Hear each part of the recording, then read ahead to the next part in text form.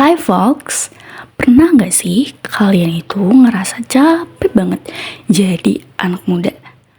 Lagi nyari jati diri, makin gak pasti hidup ini, dan banyak banget ekspektasi dari sekitar yang menumpuk. Kadang rasanya kayak semua orang itu punya arah, kecuali kita.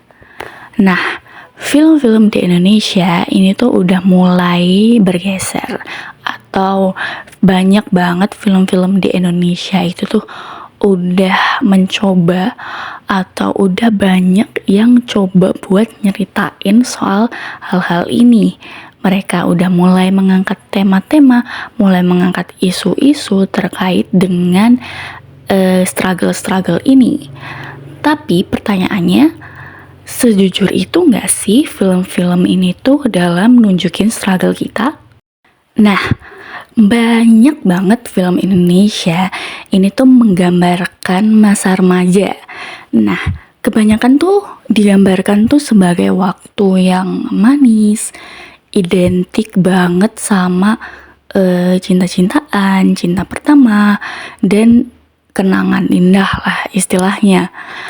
Tapi dalam kenyataannya masa ini tuh atau masa-masa remaja, masa-masa SMA ini tuh juga waktu dimana kita tuh sebenarnya mulai mempertanyakan banyak hal. Siapa sih aku? Kenapa sih aku beda? Dan apa aku harus selalu ngikutin aturan? Hal-hal seperti itu tuh mulai banyak muncul di masa ini. Nah, tapi sayangnya banyak film remaja itu lebih fokus ke romansanya, ke cinta-cintaannya.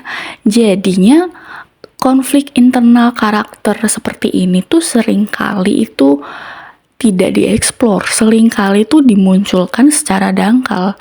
Padahal di umur segitu banyak sekali anak muda itu mengalami tekanan akademik misalnya, tuntutan atau kebingungan soal gender dan orientasi mereka bahkan. Nah, di sini kita juga bisa bahas teori identitasnya Erik Erikson, di mana di dalam teorinya Erik Erikson, di fase remaja itu sendiri, manusia itu mengalami identity versus role confusion. Artinya, di mana kita itu lagi mencari siapa kita sebenarnya. Dan film ini seharusnya bisa menjadi ruang representasi untuk itu. Tapi sayangnya banyak film yang berhenti di estetika dan nostalgianya atau tanpa berani untuk menyelam lebih dalam. Begitu lulus dari sekolah, fase transisi ke dunia dewasa bisa terasa sangat asing. Nah, banyak dari kita tuh merasa sangat-sangat bingung kan, harus ikut jalan yang mana ya? Apakah passion itu penting? Gimana kalau misalnya gagal? Nah, contoh-contoh film seperti misalnya film-film seperti Ali dan Ratu-Ratu Queens, dia mencoba menggambarkan hal ini. Perjalanan Ali ke New York untuk mencari ibunya sebenarnya itu juga pelajaran atau perjalanannya internalnya untuk mengenal dirinya sendiri. Nah, di sini kan Ali mengalami culture shock, kecewa, dan akhirnya tuh bisa berdamai dengan realitas itu sendiri. Kemudian mungkin ada lagi NKCTHI atau Nanti Kita Cerita Hari Ini. Dia itu mencoba menyentuh luka-luka keluarga dan tekanan menjadi anak muda yang ideal. Tapi sayangnya film-film seperti ini tuh kadang lebih fokus pada penyampaian visualnya atau visually pleasing yang cantik dan tone-nya bagus atau tone-nya itu sedih, very blues, daripada penggalian konflik itu sendiri, daripada kita menggali konflik atau menggali sisi psikologisnya tuh yang lebih kuat. Nah, disinilah pentingnya representasi yang otentik. Jadi bukan sekedar untuk galau-galauan, tapi juga untuk memperlihatkan kegagalan, kebingungan, ketakutan yang seringkali itu nggak terlihat. Kemudian masuk ke usia 20-an, dimana di sini tuh ekspektasi sosial itu semakin nyata. Nah, di sini kita itu udah nggak dianggap sebagai remaja, tetapi juga belum bisa stabil sebagai orang dewasa itu sendiri. Nah, di sini nih kerap terjadi quarter life crisis. Nah, quarter life crisis ini sendiri merupakan istilah untuk menggambarkan fase ini atau fase di mana kita mempertanyakan ulang terkait kehidupan, karir, relasi, bahkan identitas diri kita. Nah, beberapa film sering mengangkat terkait tema quarter life crisis ini. Misalnya salah satunya adalah film seperti Jalan yang Jauh, Jangan Lupa Pulang. Dimana film ini tuh menggambarkan tokoh yang merasa kesepian dan kemudian tokoh ini tuh burn out di luar negeri atau di negeri orang. Nah, film ini tuh berhasil menyentuh keresahan emosional terkait anak muda urban ini. Walau lagi-lagi lebih banyak mainnya itu di tone filmnya untuk jadi visually pleasing daripada menawarkan solusi di naratif filmnya.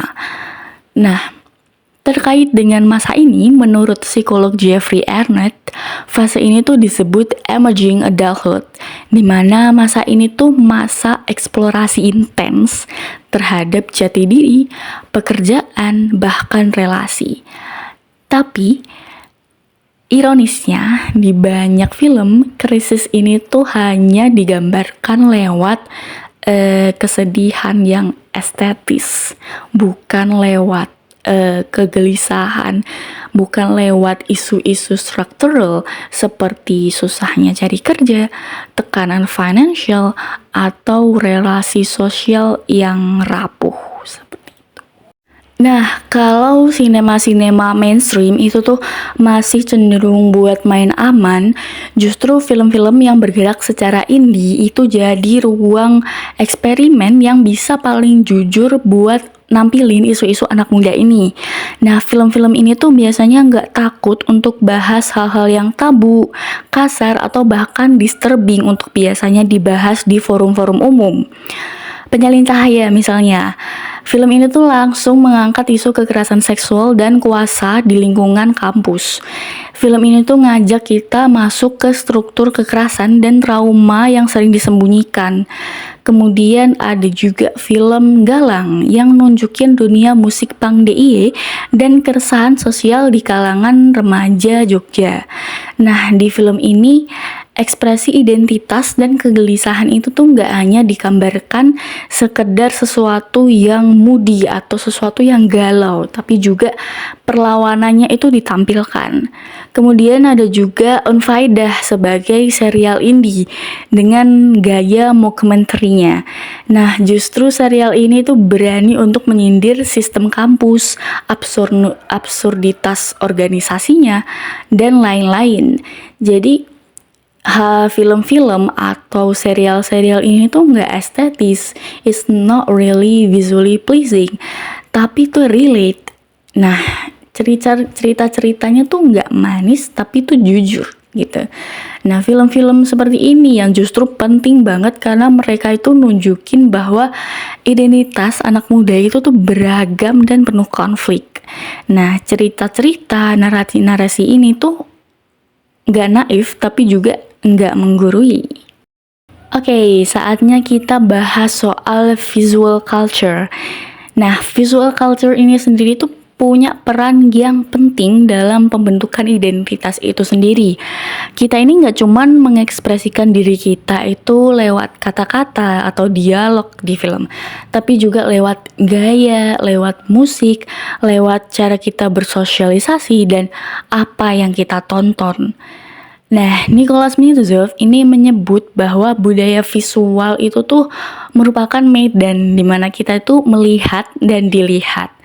Jadi ketika suatu film itu menunjukkan anak muda dengan gaya tertentu, ini tuh bisa jadi penggambaran atau pencitraan terhadap karakter itu sendiri, atau bahkan juga bisa bagaimana lingkungan sosial itu membentuk suatu karakter itu sendiri. Kemudian Dick Hapditch itu menambahkan bahwa subkultur anak muda itu tuh adalah bentuk perlawanan simbolik. Nah, jadi ketika seseorang atau suatu karakter itu tuh memilih musik tertentu, fashion tertentu, atau gaya bicara yang beda dari mainstream, ini tuh adalah suatu bentuk identitas dan posisi sosial mereka. Dimana sebenarnya film itu tuh bisa ngasih ruang buat itu, atau malah justru sebaliknya. Jadi, apakah film Indonesia itu udah bisa disebut berhasil menampilkan krisis-krisis identitas anak muda? Jawabannya antara iya dan tidak.